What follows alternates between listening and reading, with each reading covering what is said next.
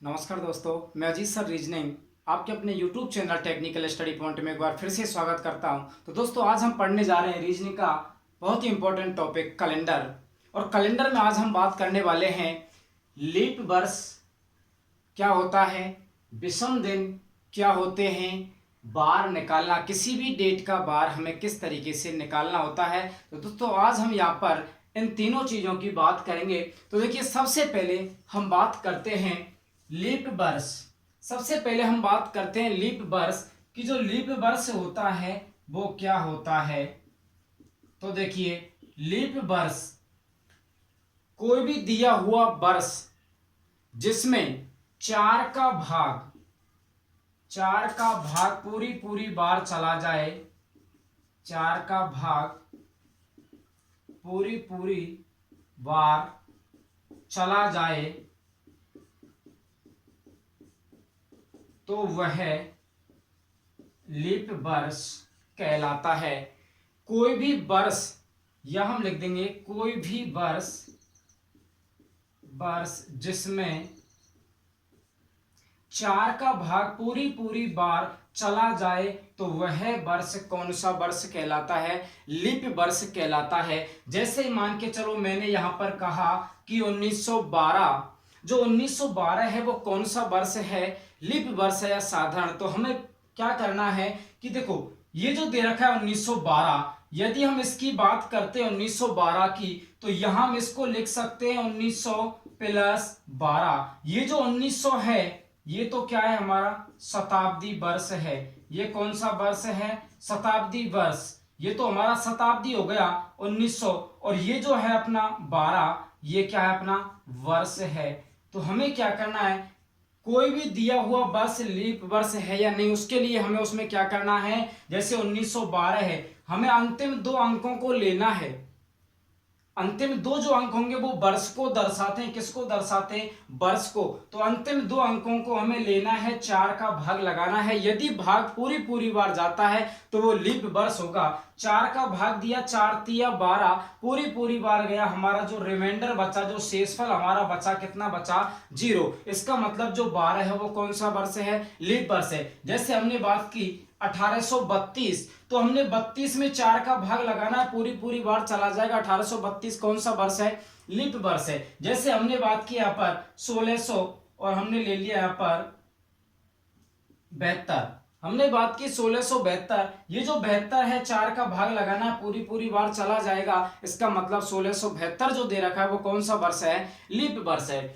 तो सबसे पहले हमने बात की लीप वर्ष। लीप वर्ष क्या होता है, दिया हुआ कोई भी वर्ष जिसमें 4 का भाग पूरी बार चला जाए तो वो वर्ष कौन सा कहलाता है, लीप वर्ष कहलाता है।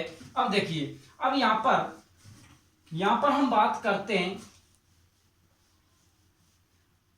अब हमसे यहां पर क्वेश्चन पूछा जाता है कि हमसे कहा जाता है 100 वर्षों में, हमें दे दिए 100 वर्षों में कितने लीप वर्ष होते हैं।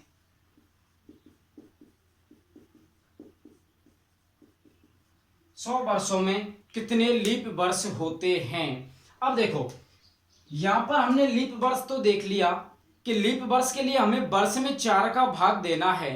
लेकिन यदि यहां पर हम बात करते हैं शताब्दी वर्ष, एक यहां पर शताब्दी वर्ष भी होता है। शताब्दी जो वर्ष दिया जाएगा, ठीक है, जैसे हमने बात की थी 1912, तो 1912 में जो 1900 था ये तो क्या था, शताब्दी था,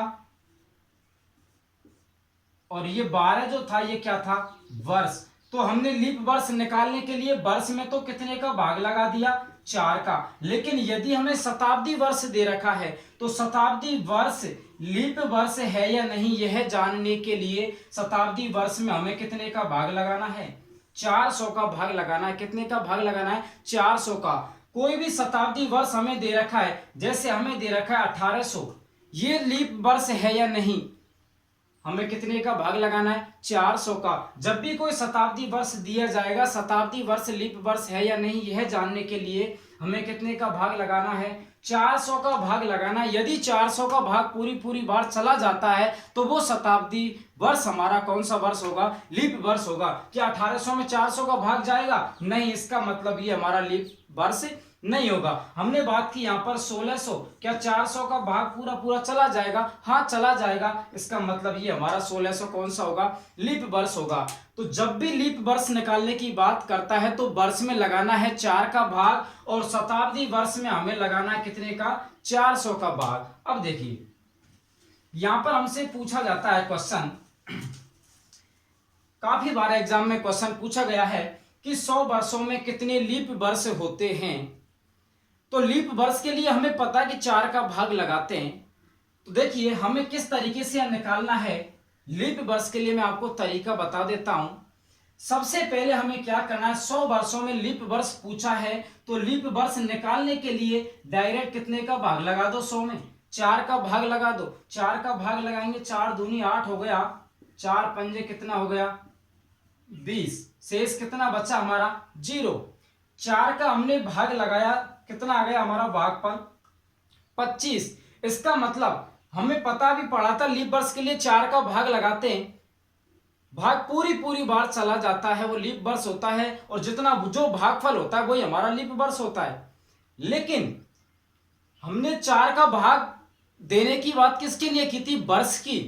लेकिन यहां पर हम 100 वर्षों की बात कर रहे हैं। जो शताब्दी वर्ष होता है वो 100 वर्षों का समूह होता है। जब 100 वर्ष हमारे पास एकत्रित हो जाती हैं तो वो शताब्दी बन जाता है। अब यहाँ पर 100 वर्ष हैं तो जरूर इसमें एक ना एक शताब्दी वर्ष रहा होगा।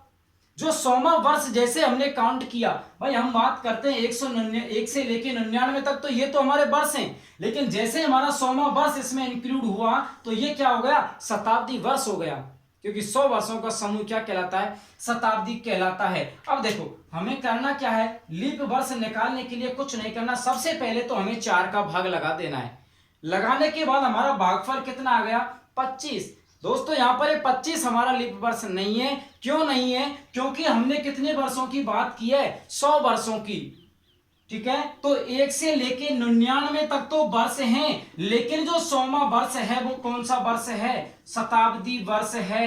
शताब्दी वर्ष है। और शताब्दी वर्ष लीप वर्ष है या नहीं, यह जानने के लिए हम कितने का भाग लगाते हैं? 400 का भाग लगाते हैं। तो जो 100वां वर्ष है 100, उसमें हमें कितने का भाग लगाना है? 400 का। क्या 100 में 400 का भाग चला जाएगा? नहीं जाएगा। इसका मतलब जो 100वां वर्ष है वो शताब्दी वर्ष तो है लेकिन वो लीप वर्ष नहीं है। इसलिए हम क्या करते हैं, 25 में से उस 1 को माइनस करते हैं तो हमारा जो आंसर आता है कितना आता है? 24।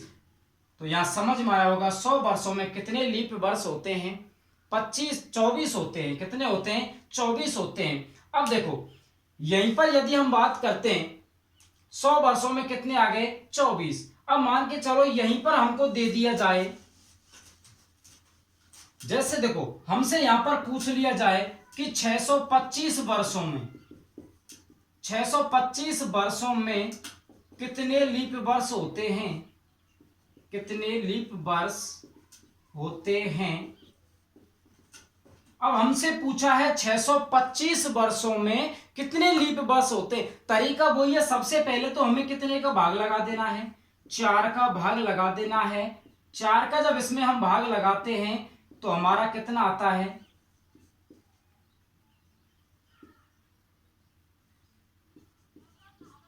एक शेष बच गया। जब भी कैलेंडर में 4 का भाग लगाते हैं शेष फल से कोई लेना देना नहीं होता है, हमें तो जो भागफल होता है उससे मतलब होता है। कितना आ गया? 156। कितना आ गया दोस्तों? 156। लेकिन अब ये 156 यहां पर हमारा लीप वर्ष नहीं है। हमसे पूछा 625 वर्षों में। वर्ष तो केवल 1 से 99 तक की हम बात करते हैं, ये वर्ष है। लेकिन जैसे ही 100वां वर्ष मिला तो शताब्दी वर्ष हो गया। ठीक है, तो हमें कुछ नहीं करना। सबसे पहले जितने भी वर्षों में पूछा जाए सब में 4 का भाग लगा देना है। लगाने के बाद हमें यह चेक करना है कि जितने वर्षों में हमसे लीप वर्ष निकलवा रहा है उनमें शताब्दी वर्ष कितने आए हैं। क्योंकि जो शताब्दी वर्ष होगा वो लीप वर्ष है या नहीं, यह जानने के लिए हमें 4 का भाग नहीं देना है, कितने का देना है, 400 का भाग देना है। तो देखो 625 वर्षों की यहाँ पर हमसे बात की है, तो 625 वर्षों की बात यदि हम करते हैं यहाँ पर, तो देखो ये तो हमारा आ गया कितना, 156 आ गया, कितना आ गया, 156 भागफल आ गया। अब हमें देखना है कि 625 वर्षों में शताब्दी वर्ष कितने हैं, तो 100 है, 200 है, 300 है, 400, 500, 600। देखो 100, 200, 300, 400, 500 और 600। शताब्दी वर्ष 625 वर्षों में शताब्दी वर्ष हमारे कितने हो गए, 6 हो गए। और जब भी शताब्दी वर्ष आए, शताब्दी वर्ष लीप वर्ष है या नहीं, यह जानने के लिए हम कितने का भाग लगाते हैं, 400 का भाग लगाते हैं। क्या 100 में जाएगा, नहीं जाएगा। क्या 200 में जाएगा, नहीं जाएगा। क्या 400 में जाएगा, हाँ चला जाएगा। इसका मतलब जो 400 है, जो 400वां शताब्दी वर्ष है वो लीप वर्ष है। क्या 500 में जाएगा, नहीं जाएगा। क्या 600 में जाएगा, नहीं जाएगा। तो दोस्तों हमसे पूछा है क्या, हमसे लीप वर्ष पूछा है, लेकिन 100वां वर्ष, 200वां, 300, 500, 600वां ये जो शताब्दी वर्ष है ये लीप शताब्दी वर्ष नहीं है, अर्थात ये लीप वर्ष नहीं है। लेकिन हमने 4 का भाग देके इनको यहाँ पर काउंट कर लिया था। हमें तो लीप वर्ष चाहिए, जबकि ये हमारे लीप वर्ष नहीं है। शताब्दी वर्ष हमारे पास 6 आए थे, जिनमें से काम का केवल हमारा 1 था, क्योंकि हमें लीप वर्ष चाहिए। और शताब्दी वर्ष जब भी दिया जाए तो वो लीप वर्ष है या नहीं, कितने का भाग लगाते हैं हम, 400 का भाग लगाते हैं। जब 400 का भाग लगाया तो केवल हमारे काम का 1 था, बाकी के 5 तो यहाँ पर एक्स्ट्रा हमने लिए थे। तो कुछ नहीं करना, बस 156 में से बाकी के 5 को हटा देना है, तो आंसर कितना आ जाएगा, 151। तो यहाँ 625 वर्षों में कितने लीप वर्ष होंगे, 151। तो समझ में आया होगा। अब देखो, अब आगे हम बात करते हैं। अब देखिए यहां पर हम अब बात करते हैं। सबसे पहले हमने देखा यहां पर लीप वर्ष, यहां पर हमने देखा लीप वर्ष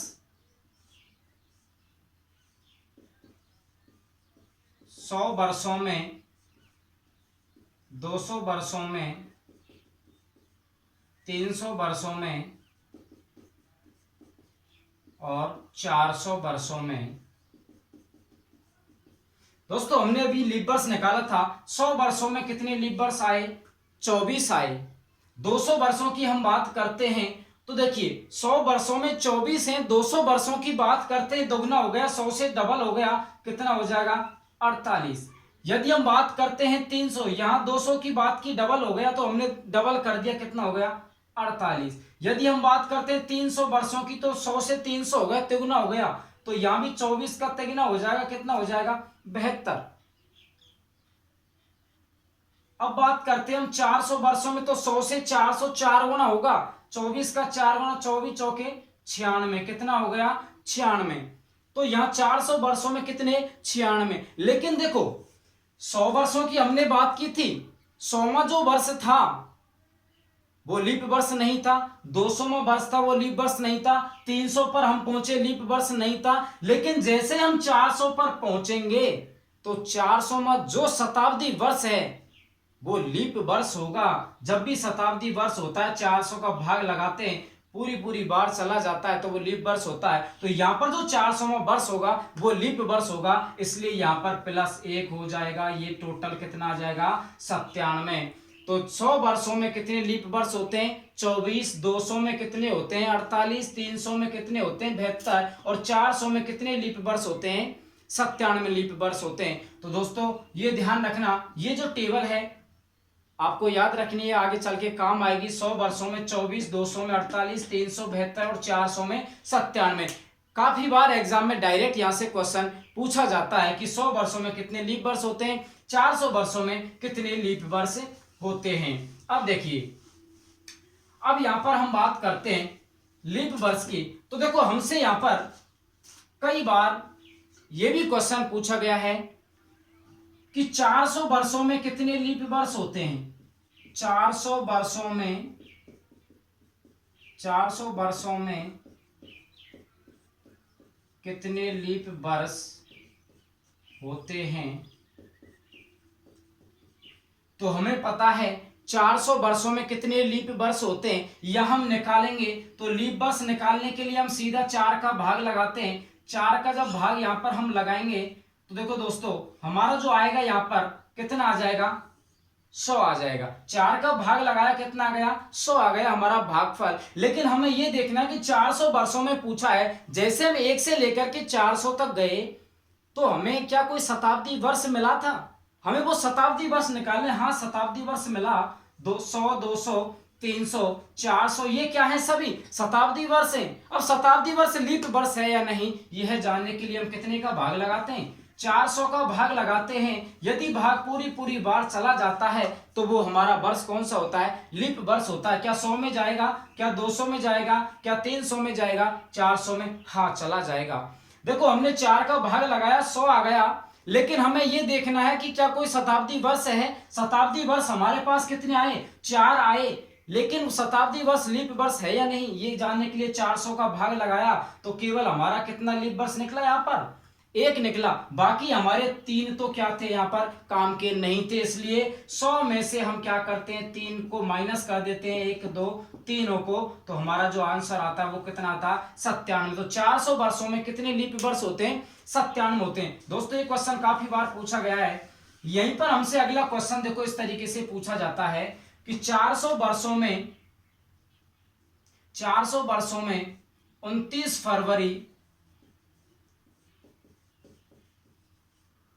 फरवरी कितनी बार पड़ती है। यह भी क्वेश्चन काफी बार पूछा गया है कि 400 वर्षों में 29 फरवरी कितनी बार पड़ती है। दोस्तों क्वेश्चन वही है, केवल लैंग्वेज को घुमाया है, लैंग्वेज चेंज की है। देखो 400 वर्षों में 29 फरवरी कितनी बार पड़ती है।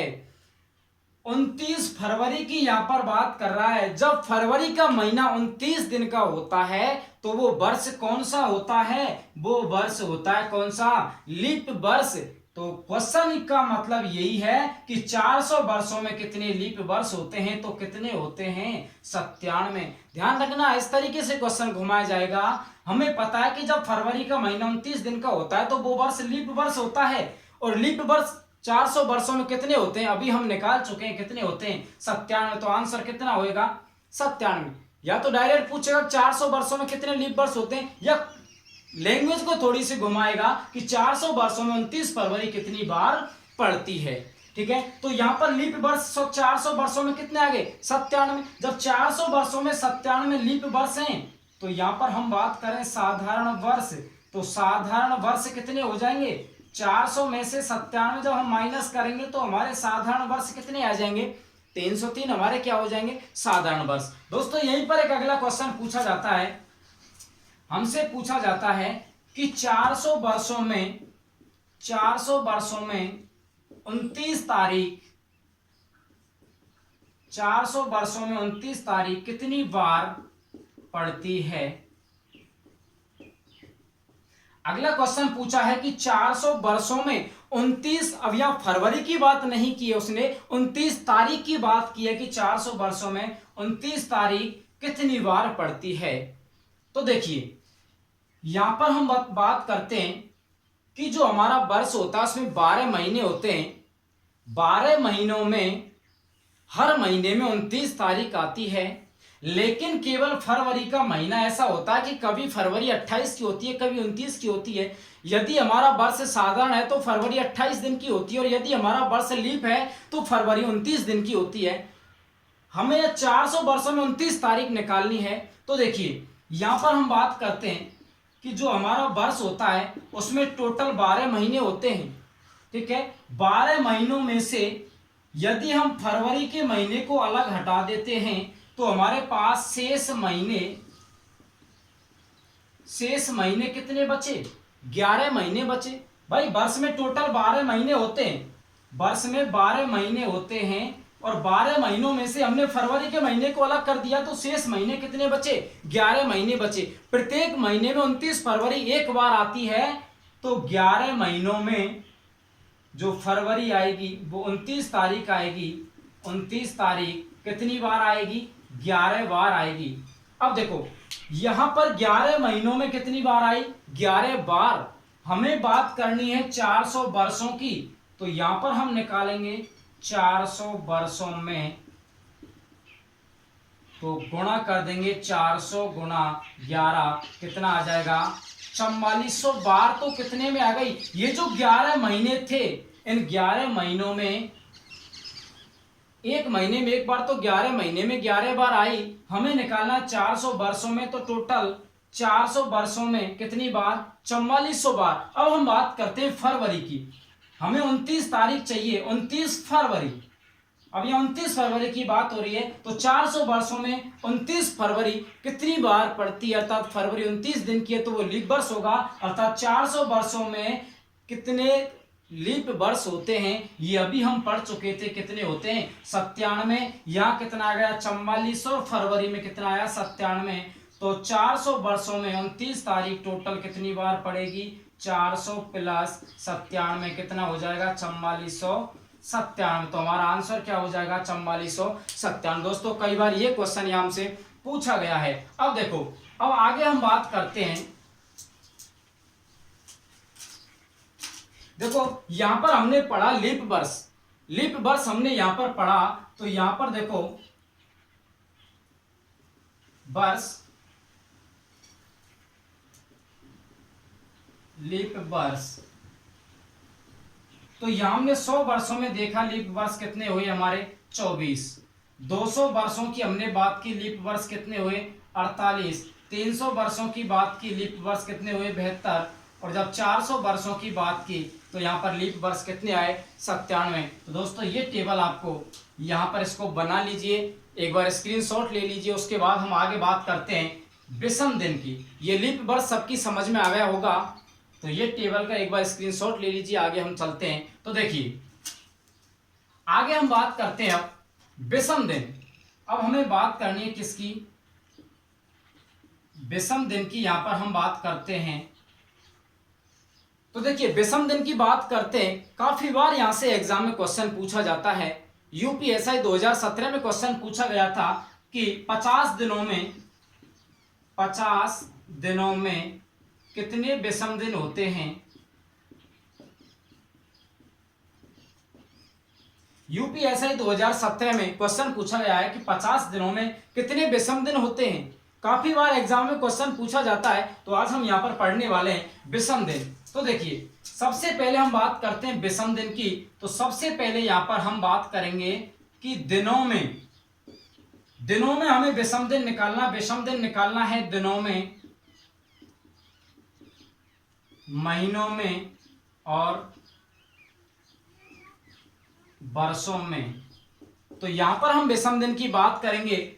दिन, जब भी हमें दिन दिए जाएंगे तो दिनों में विषम दिन कैसे निकालते हैं, जब भी हमें महीने दिए जाएंगे महीने में विषम दिन कैसे निकालते हैं, और जब भी हमें वर्ष दिए जाएंगे तो वर्ष में विषम दिन कैसे निकालते हैं। तो चलते हैं, सबसे पहले बात करते हैं दिनों में। जैसे मान के चलो कोई भी दिन दे रखा है, जब भी दिन दे रखा हो तो दिन में विषम दिन निकालने के लिए, विषम दिन निकालने के लिए दिनों में सीधा कितने का भाग लगा देना है, 7 का भाग लगा देना है।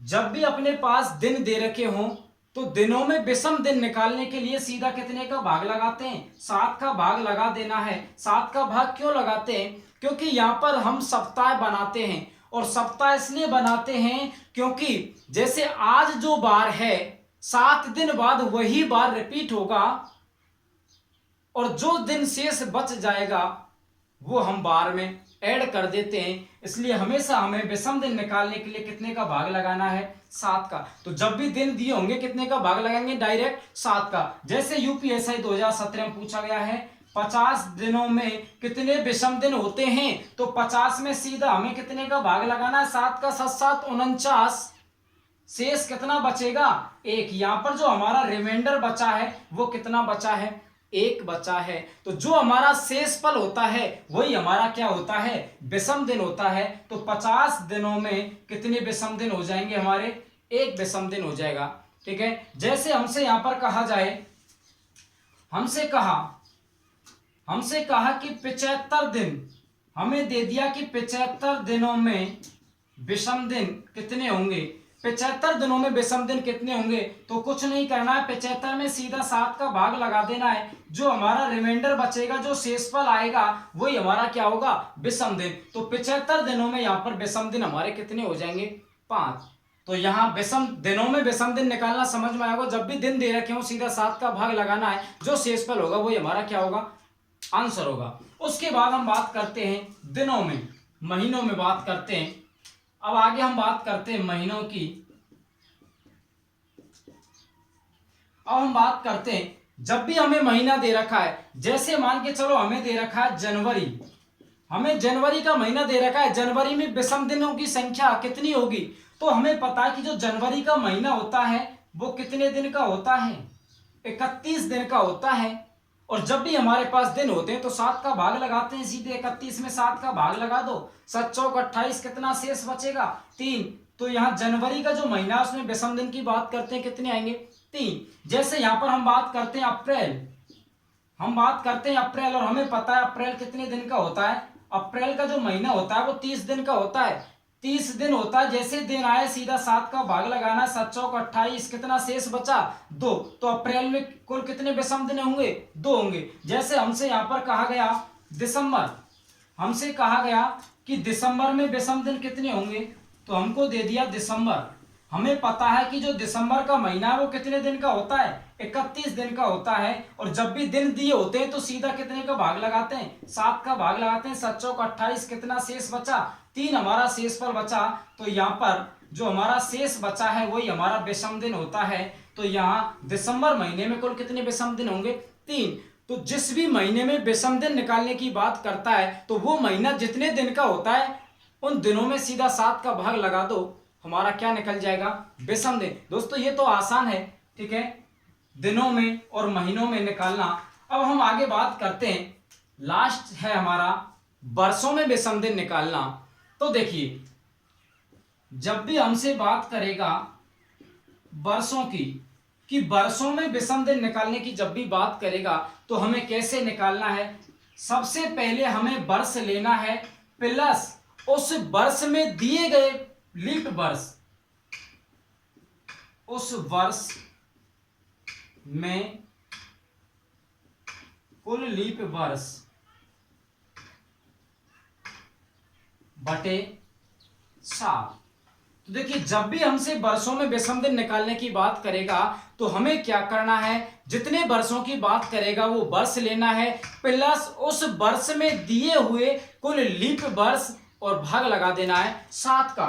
जैसे हमसे कहेगा 100 वर्षों में, 100 वर्षों में विषम दिन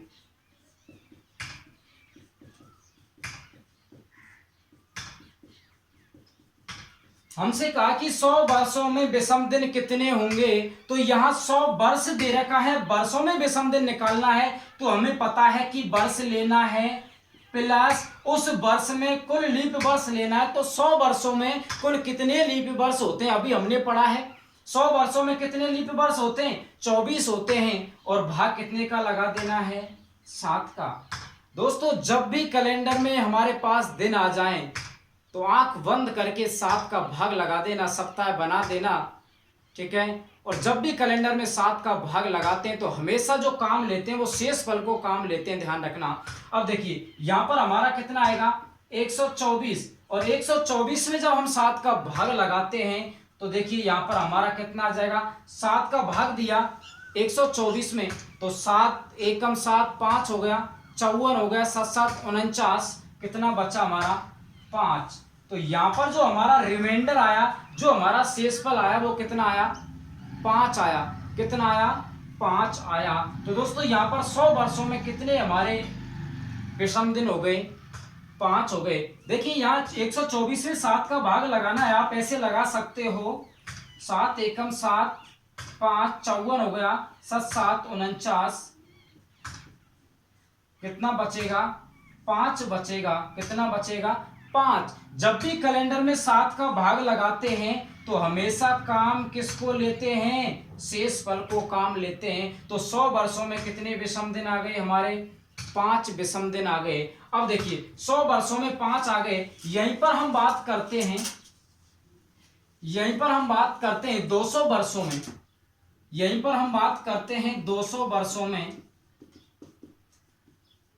200 वर्षों में विषम दिन, 200 वर्षों में कितने विषम दिन होंगे? तो हमारे पास तरीका है, सबसे पहले वर्ष लेना है 200 प्लस उस 200 वर्षों में दिए हुए कुल लीप वर्ष। तो अभी पढ़ा है 200 वर्षों में कितने लीप वर्ष होते हैं? 48। कितने का भाग लगा देना है? 7 का भाग लगाएंगे तो ये टोटल कितना हो गया? ये टोटल हो जाएगा 248। 248 में जब हम 7 का भाग लगाएंगे तो हमारा जो रिमाइंडर बचेगा, देखिए वो कितना आएगा? 7 या 21 हो गया, 3 बचा 38 हो गया, 7 पर 35 हो गया। जो हमारा यहाँ पर रिमाइंडर जो बचा वो कितना बचा? शेषफल कितना बचा? 3। जो शेषफल होता है वही हमारा विषम दिन होता है। तो 200 वर्षों में जो हमारे विषम दिन आए वो कितने आए? 3 आए। यहीं पर यदि हम बात करते हैं 300 वर्षों में, 300 वर्षों में विषम दिन की यदि हम बात करते हैं दोस्तों, तो सबसे पहले हमें वर्ष लेना है प्लस उन वर्षों में दिए हुए लीप वर्ष। तो 300 वर्षों में लीप वर्ष कितने होते हैं? 72। भाग लगा देना है 7 का, ये टोटल हो जाएगा 372 में जब 7 का भाग लगाएंगे तो देखिए 7 का भाग 372 में लगाएंगे तो यहाँ पर जो हमारा रिमाइंडर बचेगा वो कितना बचेगा? जो हमारा रिमाइंडर बचेगा, यहाँ पर जो शेष हमारा बचेगा वो कितना बचेगा? 1 बचेगा। 7 का भाग लगाएंगे, 7 पर 35 हो गया, 2 बचा 22 हो गया, 7 21, शेष पर कितना बचेगा? 1। तो 300 वर्षों में जो हमारा विषम दिन आया वो कितना आ गया? 1। यहीं पर हमसे पूछा जाता है, देखिए कई बार क्वेश्चन पूछा गया है 100 वर्षों में कितने विषम दिन होते हैं, 400 वर्षों में कितने विषम दिन होते हैं, ये ज्यादा इंपॉर्टेंट है। 400 वर्षों में, 400 वर्षों में विषम दिन, कई बार पूछा गया है कि 400 वर्षों में कुल कितने विषम दिन होते हैं। तो देखिए सबसे पहले विषम वर्षों में विषम दिन निकालने के लिए हमें टोटल वर्ष लेने होते हैं, उसके बाद उन वर्षों में दिए हुए लीप वर्ष। 400 वर्षों में कितने लीप वर्ष होते हैं? 97। भाग कितने का लगाना है? 7 का। तो ये कितना हो गया? 497 में जब हम 7 का भाग लगाते हैं तो जो हमारा रिमाइंडर बचता है, जो शेषफल आता है वो कितना आता है? 0 आता है। देखो 7 7 49, 7 तार लिया, 7 का 7 एकम 7, शेषफल कितना बचा हमारा? 0। तो दोस्तों यहाँ पर हमने देखो विषम दिन निकालना सीखा। महीनों की जब बात करता है सीधा हमें महीनों में दिन देखकर 7 का भाग लगाना है, दिन की बात करता है दिन में 7 का भाग लगाना है। यदि वर्षों में विषम दिन पूछता है तो वर्ष प्लस उस वर्ष में दिए गए लीप वर्ष में भाग लगा देना है। 7 का जो शेषफल आएगा वही हमारा क्या होता है? विषम दिन। तो यहाँ पर देखिए ये टेबल आप एक बार बना लीजिए।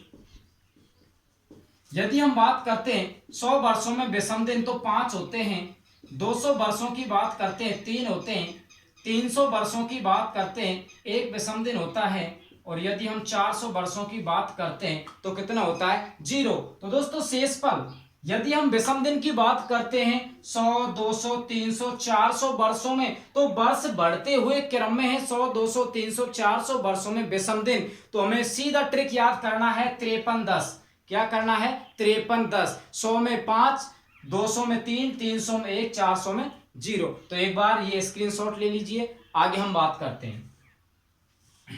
अब देखिए अब बात आती है, अगला हम चलते हैं यहां पर बार निकालना। दोस्तों काफी बार एग्जाम में क्वेश्चन पूछा जाता है बार निकालना। हमें कोई एक डेट दी हुई होती है और उस डेट का हमें बार पूछा है। वो डेट आगे की हो सकती है, वो डेट वर्तमान की हो सकती है, वो डेट पीछे की हो सकती है। चाहे कितने भी आगे की हो कितने भी पीछे की हो, हम आसानी से डेट निकाल सकते हैं यदि हमें तरीका पता है। तो दोस्तों यहां हमने अभी लीप वर्ष और विषम दिन निकालना सीखा था। ये मैं बार निकालना लीप वर्ष और विषम दिन के आधार पर आपको यहां सिखाने वाला हूं। किसके आधार पर सीखेंगे हम? विषम दिन के आधार पर हम यहाँ बार निकालना सीखेंगे। हमें कोई पर्टिकुलर एक डेट दी हुई होगी और हमसे पूछा जाएगा कि इस डेट को कौन सा बार था। तो देखिए सबसे पहले जैसे हम बात करते हैं यहाँ पर, अब हम बात कर रहे हैं बार निकालना, ठीक है। तो देखिए यहाँ पर हम देखेंगे अब बार निकालना। हमें देखिए हम सबसे पहले क्वेश्चन की बात करते हैं। 26 जनवरी 1950 को कौन सा बार था?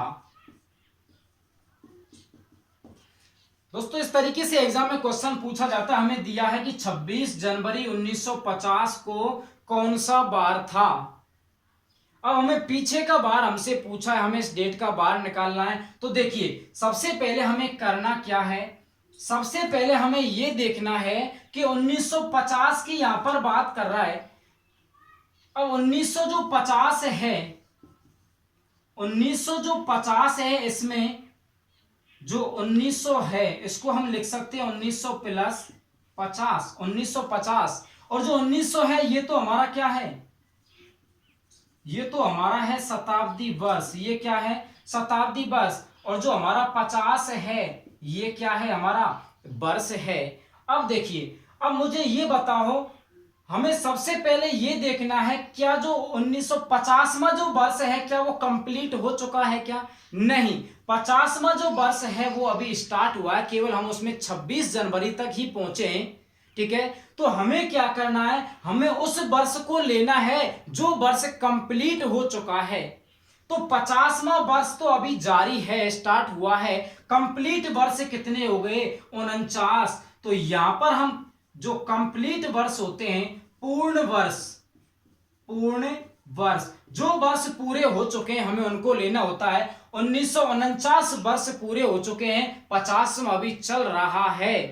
तो हमें जो वर्ष पूर्ण हो चुके हैं, कंप्लीट वर्षों को हमें यहां पर लेना है 1949। अब 1949 में 1900 तो है शताब्दी वर्ष और 50 क्या है, वर्ष। अब दोस्तों हमें इस डेट का बार निकालना है। तो देखिए यहां पर हम बात करते हैं, जो 1900 हमारा शताब्दी वर्ष है, 1900 को हम क्या लिख सकते हैं, 1900 को हम लिख सकते हैं क्या 1600 प्लस, क्या लिख सकते हैं 1900 को यहां पर हम लिख सकते हैं 1600 प्लस 300 लिख सकते हैं। अब देखो हमने अभी देखा था कि 400 वर्षों में जो विषम दिन होते हैं वो कितने होते हैं, 0 होते हैं। 400 वर्षों में विषम दिन कितने होते हैं, 0 होते हैं। तो यहां पर ये जो 1600 है, क्या हम इसको ऐसे नहीं लिख सकते, 400 प्लस 400 प्लस 400 प्लस 400, 1600 ऐसे लिख सकते हैं। और हमें पता है कि 400 वर्षों में विषम दिन 0 होते हैं, तो इसका मान 0, इसका मान 0, इसका मान 0 और इसका भी मान कितना हो जाएगा, 0 हो जाएगा। तो दोस्तों कहने का मतलब यह है, जब हम इसको शताब्दी वर्ष को यहां पर तोड़ेंगे, 400 के गुणज में हमको यहां पर तोड़ना है। और 400 के गुणज में जब हम तोड़ते हैं, जो 400 का गुणज होता है उसका मान हमेशा कितना होता है, 0 होता है। तो दोस्तों यहां पर जो 1600 है, 1600 में शताब्दी जो वर्ष है, 1600 शताब्दी वर्ष है, 1600 वर्षों में जब हम विषम दिन की बात करेंगे तो 1600 वर्षों में यहां पर हमें निकालना है विषम दिन। तो 1600 वर्षों में जो विषम दिन आएंगे वो कितने आएंगे, 0। अब हम बात करते हैं 300 वर्षों में विषम दिन। तो भी हमने देखा था 300 वर्षों में जो हमारे विषम दिन आए थे वो कितने आए थे, 1 आया था। तो यहां पर हमारा शताब्दी में हमने विषम दिन निकाल लिया। अब हम बात करते हैं वर्ष में, वर्ष में हमको विषम दिन निकालना। तो कितने वर्ष है हमारे पास, 50 वर्षों में विषम दिन कैसे निकालते हैं अभी सीखा था, टोटल वर्ष प्लस उस वर्ष में दिए गए लीप वर्ष। लीप वर्ष निकालने के लिए वर्ष में 4 का भाग लगाते हैं। 50 में जब हम 4 का भाग लगाएंगे तो कितनी बार जाएगा, 12 चौके 48। तो यहां पर जो हमारे लीप वर्ष आए हैं वो कितने हो गए, कंप्लीट 12 लीप वर्ष। तो वर्ष प्लस लीप वर्ष और भाग लगा देना है कितने का, 7 का। अब कर दो यहां पर देखो, 7 49, 7 सप्ताह कंप्लीट, कितना शेष बचा 1, और 7 एकम 7, कितना शेष बचा 5, 5 और 1 कितना हो गया 6। तो यहाँ 50 वर्षों में विषम दिन कितने आए, 6। यहां पर टोटल 16 या 1900 वर्ष थे, इनमें कितने आए विषम दिन, 0 प्लस 1 कितना 1, और यहां पर कितना आया 6। अब देखो 1900 जो 49 था इसमें कितना आया 1 और 6, टोटल कितना हो गया विषम दिन, विषम दिन कितना हो गया 7। 49 तक की हमने बात की, 49 तक हमारा विषम दिन कितना हो गया 7। अब हमें बात करना है 50वें वर्ष की। तो 50वें वर्ष में हम कहां तक पहुंचे हैं, 26 जनवरी तक पहुंचे हैं। तो 26 जनवरी में कितने विषम दिन होंगे, तो 26 दिन है, हमें जनवरी के दिन दे रखे 26, तो दिन में विषम दिन निकालने के लिए 7 का भाग लगाते हैं।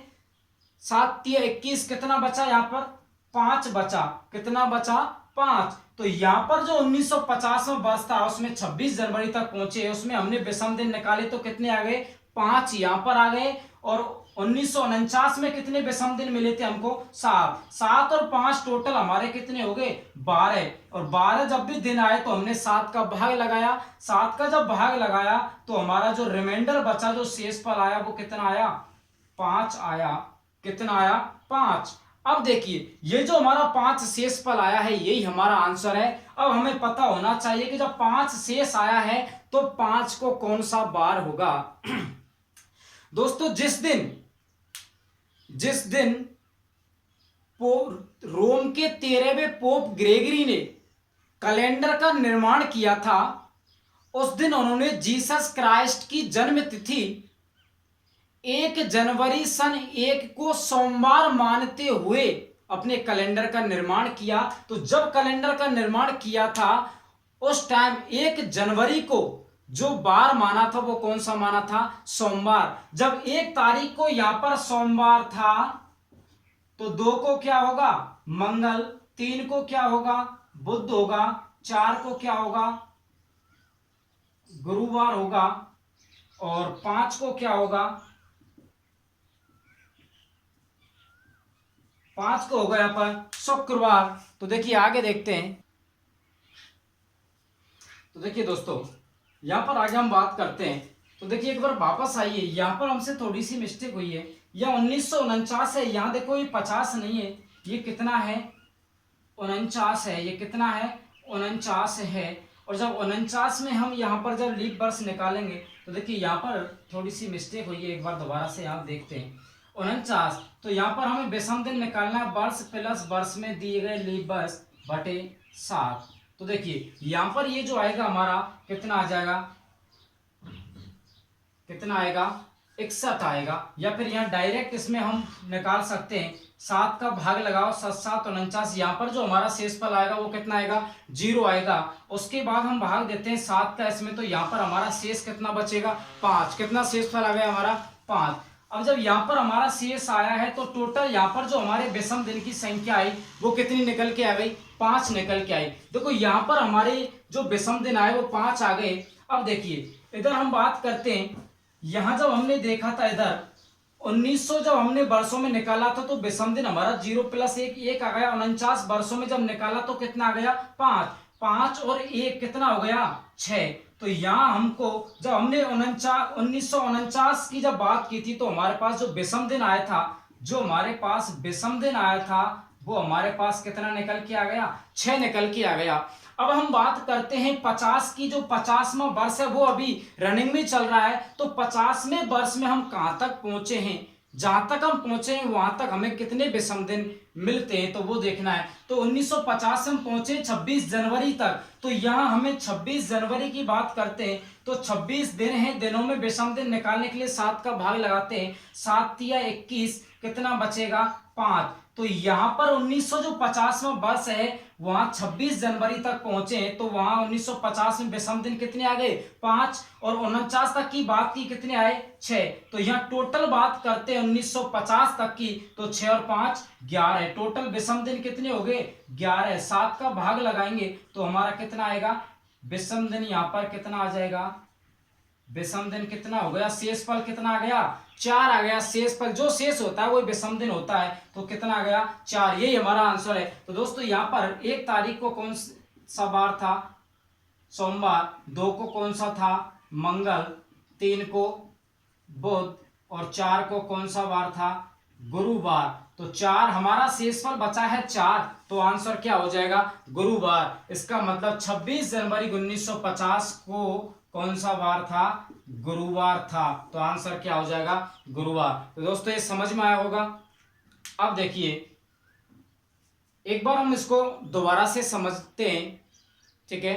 तो देखिए एक बार यहां पर मैं आपको दोबारा से एक बार बता देता हूं। देखो करना क्या है, सबसे पहले हमें कुछ नहीं करना, सबसे पहले हमें देखना है, हमसे पूछा है कि 26 जनवरी 1950 को कौन सा बार होगा 26 जनवरी 1950 को कौन सा बार था?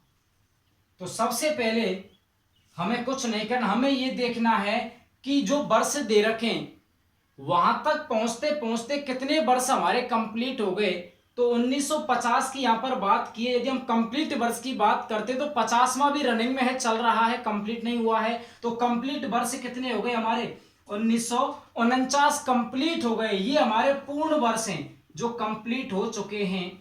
अब देखो, अब हमें बात करने की जो 1949 है, इसको हम ये लिख सकते हैं 1900 प्लस 49। जो 1900 है वो तो क्या है? शताब्दी वर्ष है। वो क्या है? शताब्दी वर्ष है। और ये जो 49 है हमारा, ये क्या है? वर्ष है। अब हमें विषम दिन निकालना है। अब देखो, ये जो 1900 है इसको हम कैसे तोड़ सकते हैं? जो 1900 है इसको हम तोड़ सकते हैं 1600 प्लस 300। 1600 प्लस 300 में हम इसको तोड़ सकते हैं। और 1600 को हम तोड़ सकते हैं कैसे? 400 प्लस 400 प्लस 400 प्लस 400। 1600 को तोड़ सकते हैं। और हमने अभी देखा था विषम दिन निकाले थे, तो 400 वर्षों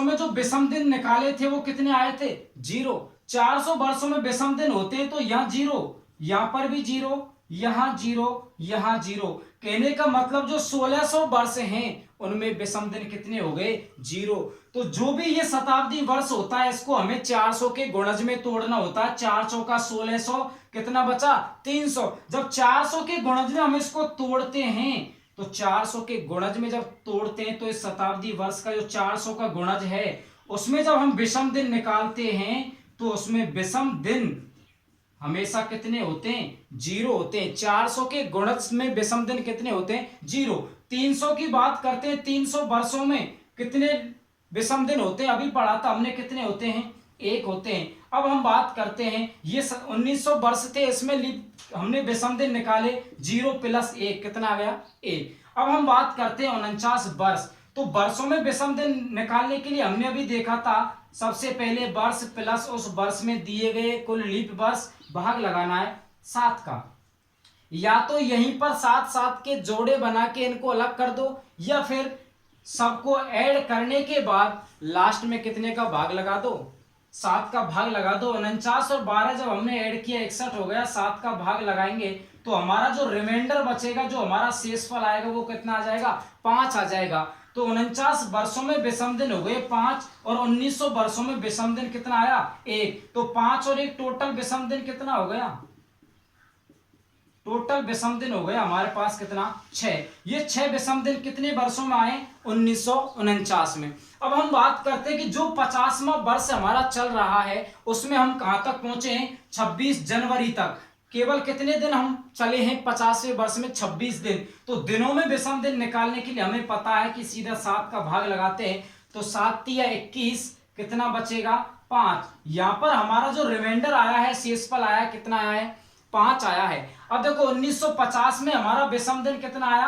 5। और 1949 में कितना विषम दिन आया? टोटल हमारा 6। कितना आ गया? 6 विषम दिन। तो यदि हम बात करते हैं टोटल 1950 तक की, तो 49 में 6, 50 में 5, टोटल कितना हो गया विषम दिन? 11। 7 का भाग लगाएंगे, 7 एकम 7। हमारा जो शेषफल बचा है, वो कितना बचा है? 4। और जब 4 शेष है तो हमें पता है कि 1 तारीख को सोमवार, 2 को मंगल, 3 को बुध और 4 को कौन सा बार? गुरुवार। तो 26 जनवरी 1950 को हमारा कौन सा बार आ गया? गुरुवार आ गया। तो दोस्तों ये समझ में आया होगा। अगले क्वेश्चन की बात करते हैं। देखिए अगला क्वेश्चन अपने सामने दे रखा है कि 10 मार्च 2035 को कौन सा बार होगा। अब आगे का पूछा कि 10 मार्च 2035 को कौन सा बार होगा। तो देखिए यदि हम बात करते हैं, अभी हमारे पास 2035 का कैलेंडर भी नहीं आया है तो उसमें देखकर हम बता दें, लेकिन तरीका अपने पास है तो आराम से हम आगे तक का बार भी बता सकते हैं कि 2035 में 10 मार्च को कौन सा बार होगा। तो देखिए किस तरीके से निकालना है। सबसे पहले हमें देखना है कंप्लीट वर्ष। यहां तो दे रखा है 2035, क्या जो 35वां वर्ष है वो कंप्लीट हो चुका है? नहीं, 2000 जो 35वां वर्ष है अभी उसमें केवल हम 10 मार्च तक पहुंचे हैं, हमें तो कंप्लीट वर्ष चाहिए। तो यह हम बात करते हैं 2034। जो ये 2034 है ये हमारा क्या है? पूर्ण वर्ष, कंप्लीट वर्ष है। तो देखिए ये हो गया 2034। यदि हम इसकी बात करते हैं तो हम इसको लिख सकते हैं 2000 प्लस 34। 2000 तो है हमारा शताब्दी वर्ष और 34 क्या है? वर्ष। अब हमें विषम दिन निकालना है। क्या निकालना है? विषम दिन यहां पर हमको निकालना है।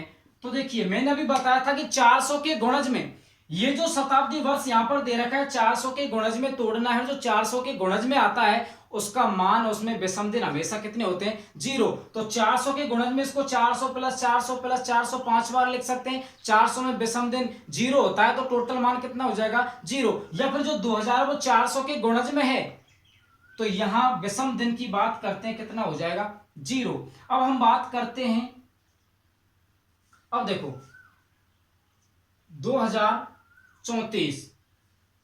अब देखो यहां पर अब हम बात करते हैं 34 वर्षों की बात करते हैं। तो वर्षों में विषम दिन निकालने के लिए हमें पता है वर्ष प्लस उस वर्ष में दिए गए कुल लीप वर्ष। 34 वर्ष हैं, लीप वर्ष निकालने के लिए 4 का भाग लगाएंगे। तो 4 का भाग लगाया, 4 अट्ठे 32, कितना? 4 अट्ठे 32। तो यहां पर जो लीप वर्ष आए कितने आए? 8 आए। और भाग कितने का लगा देना है? 7 का लगा देना है। अब देखो 7 एकम 7, यहीं पर सप्ताह बना दो, अलग कर दो, या फिर सबको ऐड करके लास्ट में 7 का भाग लगा दो, बात एक ही है। 7 का भाग दिया, 7 एकम 7, एक सप्ताह कंप्लीट, एक बच गया। 34 और एक 35, शतपथ 35। यहां पर जो हमारा रिमाइंडर बचा, जो हमारा शेष आया वो कितना आया? 0। यहां पर भी कितना? 0। यहां पर भी कितना आया? 0। यदि हम 2034 की बात करते हैं तो हमारे पास टोटल विषम दिन, टोटल जो विषम दिन आए वो कितने आए हैं? 0 आए हैं। अब हम बात करते हैं 35 की। अब किसकी बात करेंगे? 35 की। और 35 में हम कहां तक पहुंचे हैं? 10 मार्च तक पहुंचे हैं। तो देखो जनवरी, फरवरी और मार्च। जनवरी जो है वो 31 दिन का होता है, और जनवरी जब 31 दिन का होता है, 31 दिनों में विषम दिन कितने होते हैं? 7 का भाग लगा दो, विषम दिन कितने? 3। फरवरी की बात करते हैं, फरवरी 28 या 29 की होती है, लेकिन वर्ष कौन सा? 35। साधारण वर्ष है तो फरवरी कितने दिन की होगी? 28 दिन की होगी। 28 दिन की फरवरी है तो विषम दिन कितने होंगे? 0। यदि बात करते हैं मार्च, मार्च में हम कहां तक पहुंचे हैं? 10 मार्च तक। तो 10 मार्च, सबको क्या कर दो?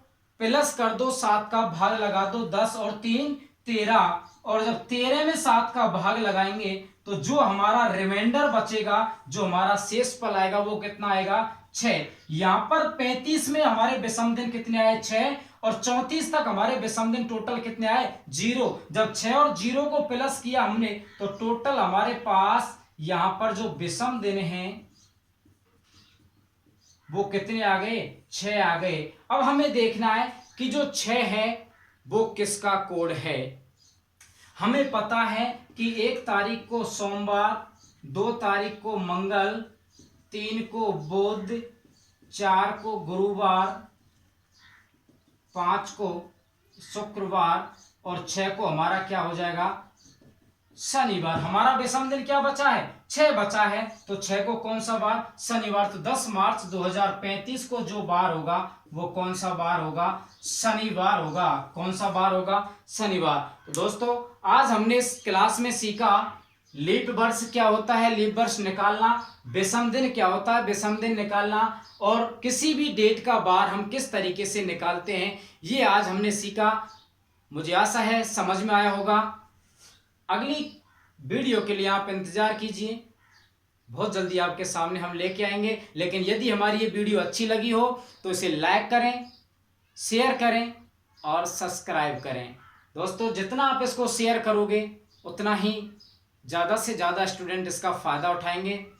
ठीक है, वो आपके लिए और उनके लिए बहुत ही लाभदायक होगा। तो आज के लिए इतना ही काफ़ी। All the best.